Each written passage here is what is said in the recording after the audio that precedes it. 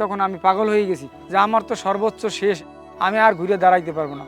বউ বাচ্চা ফেলা লইয়া খেয়ে পড়ি, আমি যে কীভাবে যাবো, আমি খুব দুশ্চিন্তায় নার্ভাস হয়ে পড়ছি। এই এসি যদি না হইতো আমার ফ্যামিলি একবার নিঃস্ব হয়ে যেত।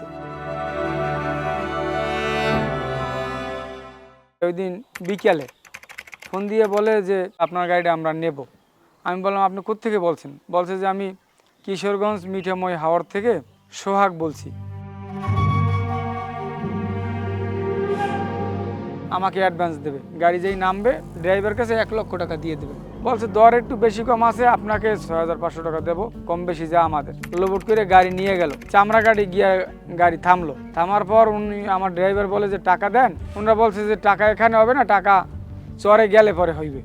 পরে ওনারা আমার কাছে বলার আগেই ওনাদের কাছ থেকে মোবাইল নিয়ে গেছে, হুমকি দুমকি দিতেছে যে ফোন করে ফেলাইবে। ওনারা বুঝতে পারছে, পরে ওনারা ওইখান থেকে পালাই আসছে। আমি ফোন দিতেছি, ওই পর থেকে আমার ফোন আর রিসিভ করে না। যখন ফোন রিসিভ না করে তখন আমি পাগল হয়ে গেছি। 40 লক্ষ টাকা দামের এই গাড়িটা, এটা গেলে আমার জীবনের সবই শেষ।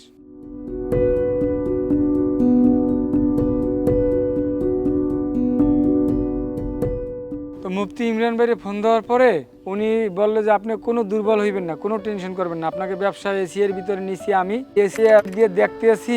ঘন্টায় ঘন্টায় আমাকে খবর দিছে কি অবস্থায় আছে, কোথায় আছে, আর বলছে যে টেনশন করবেন না, গাড়ি কোথাও নিতে পারবেন না, গাড়ি পেয়ে যাব।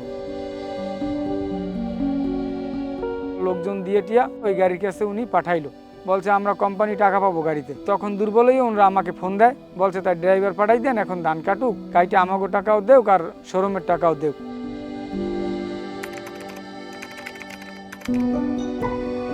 এই এসি যদি না হইতো, কোনো রকমই সম্ভব হইতো না আমাদের এই গাড়িটা আর ফিরিয়ে পাওয়া, আর আমার ফ্যামিলি একবার নিঃস্ব হয়ে যেত।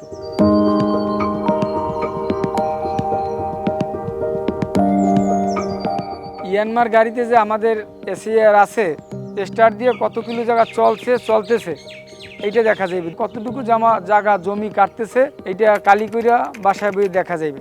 কোন এলাকা থেকে কোন লোকেশন দিয়ে কোথায় যাচ্ছে গাড়িটা, কোন অবস্থায় আছে, এইটা টিকমার্ক করা যায়। মোটামুটি আমরা সেট করে দিছি মোবাইলে, দেখতে পাচ্ছি বাসায় বসে যে গাড়িটা এই অঞ্চলের ভিতরেই আছে, ধান কাটতেছে।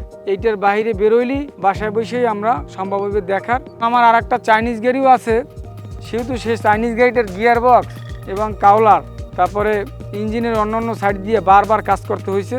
গিয়ার বক্স তো অনেকবার কাজ করে, এসএসটিও গেছে, সেটার 2বার গেছে। তো সেই সাথে কম্পেয়ারের দিক দিয়ে ইয়ানমারের এখন পর্যন্ত এসএসটি, আপনার গিয়ার বক্স, ইঞ্জিন, এতে কোনো হাতই এখন পর্যন্ত দেওয়া লাগে নাই। তো দিব্যি চলতেই আছে।